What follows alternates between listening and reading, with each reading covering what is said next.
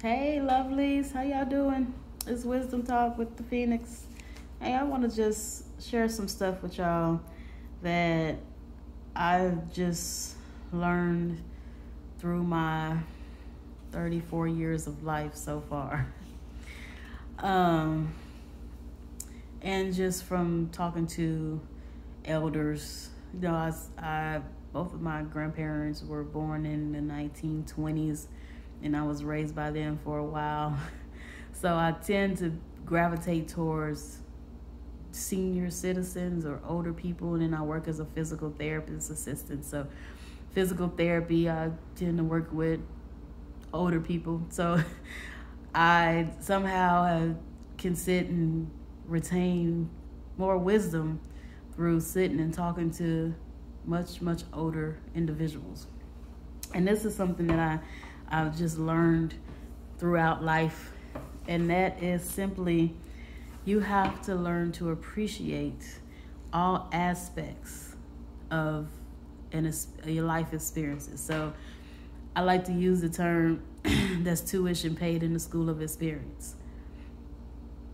Tuition paid in the school of experience.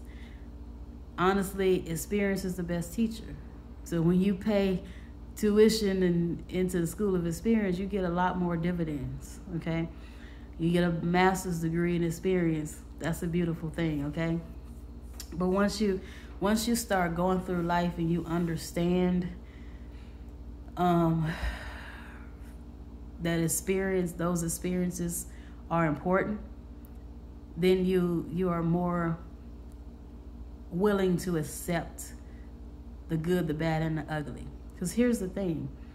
Pain is a great teacher. Failure is a great teacher. There's no such thing as pain or failure. It's really a perspective. But through that, it transitions something in your mind, and that experience teaches you life lessons that you can move forward and keep moving forward. And then you can pay it forward. You can teach somebody else, okay? So how I like I heard one, I don't know if it was Les Brown or Eric Thomas or motivational speaker from what I remember. They said, how are you going to know what success feels like if you've never failed? What is it, WD-40? The reason we have WD-40 is because 39 other formulas didn't work. Or 7-Up, the other six flavors didn't taste good, okay? And we got 7-Up, okay? That's understanding failure so you can appreciate success. But if you just come out and you're just successful at it and you really don't know what it's like to struggle, then you won't appreciate the process. So you have to appreciate the process in order to get to your next level. It's like if Jesus turned water into wine, somewhere in between them taking the cup of water and walking it over to the king. To the king. I might have the story wrong a little bit, but what's the king? Now I need to go back and read the story. I think the cupbearer, somebody at the wedding. Now I sound real crazy. But during the process from them to getting the cup of water and taking it to the dude to taste the wine, it changed from water to wine. Somewhere in that process, we don't know where. Somewhere in that process, there was a transition, there was a shift, there was a change. And that's what we have to understand. We have to learn to appreciate the process. Because in the process is where the change comes. Before you get to the success. So from the failure to the success, or from the one level to the next level, in the experience, that process is where you transform.